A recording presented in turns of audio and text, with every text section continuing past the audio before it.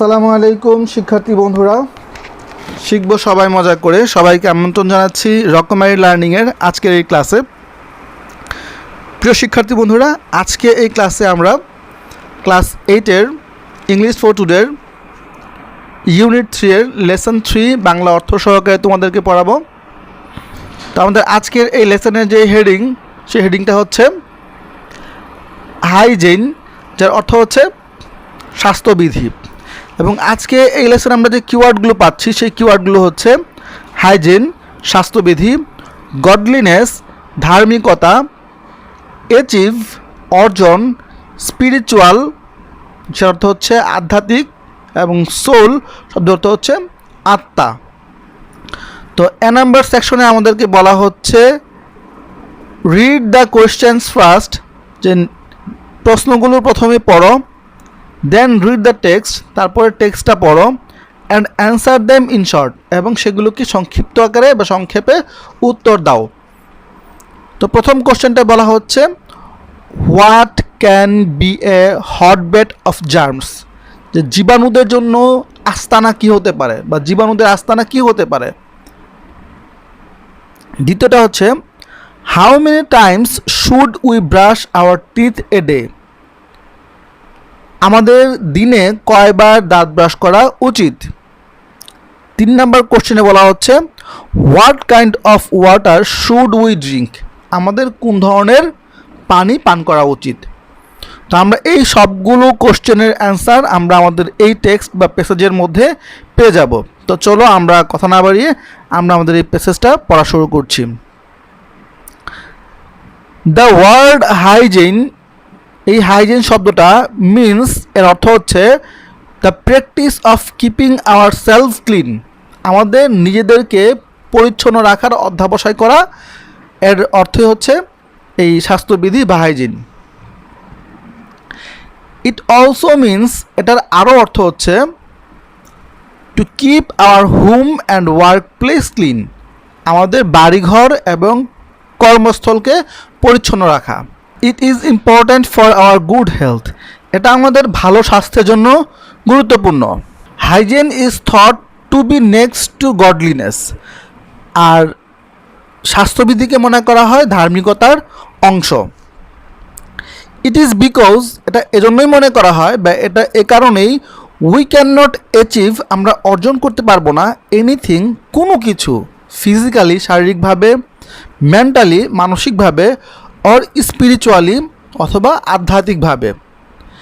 If, যদি, we are unclean, আমরা অপরিচ্ছন্ন থাকি, ইন আওয়ার বডি, আমাদের দৈহিকভাবে, মাইন্ড মানসিকভাবে বা মনের দিক থেকে, অ্যান্ড সোল এবং আত্মার দিক থেকে। অর্থাৎ এটা এজন্যই আমরা কোনো কিছুই অর্জন করতে পারি না শারীরিকভাবে, মানসিকভাবে এবং আধ্যাত্মিকভাবে যদি আমরা আমাদের দেহ, মন এবং আত্মার দিক থেকে আমরা অপরিচ্ছন্ন থাকি। Nobody can likes an unclean person either, আর কোনো মানুষই একজন অপরিচ্ছন্ন ব্যক্তিকে পছন্দ করে না। সো তাই we must follow the rules of hygiene, তাই আমাদেরকে অবশ্যই স্বাস্থ্যবিধির নিয়মগুলো মেনে চলতে হবে। ফার্স্ট, প্রথমেই we must keep our body clean, আমাদেরকে আমাদের দেহকে পরিচ্ছন্ন রাখতে হবে। We should have a bath every day and wash our hair regularly, আমাদের প্রতিদিন গোসল করা উচিত এবং নিয়মিত আমাদের চুল ধোয়া উচিত। This will keep our body and hair free from dirt and bacteria, আর এটা আমাদের দেহ এবং চুলকে ময়লা এবং ব্যাকটেরিয়া থেকে মুক্ত রাখবে। সেকেন্ডলি, দ্বিতীয়ত, we should wash our clothes regularly, আমাদের কাপড় চোপড় আমাদের নিয়মিতই ধোয়া উচিত। Dirty clothes give off bad smell, আর এই ময়লা কাপড় চোপড় দুর্গন্ধ ছড়ায়। অ্যান্ড ইনভাইট জার্মস, এবং জীবাণুদের আমন্ত্রণ জানায়। We should wear socks and shoes when we go out to protect our feet from dust and germ, we should wear socks and shoes, আমাদের মুজু এবং জুতা পরা উচিত। হোয়েন, যখন উই গো আউট, আমরা বাইরে যাই, টু প্রোটেক্ট, রক্ষা করার জন্য, আওয়ার ফিট, আমাদের পা, ফ্রম ডাস্ট অ্যান্ড জার্ম, আবর্জনা এবং জীবাণু থেকে।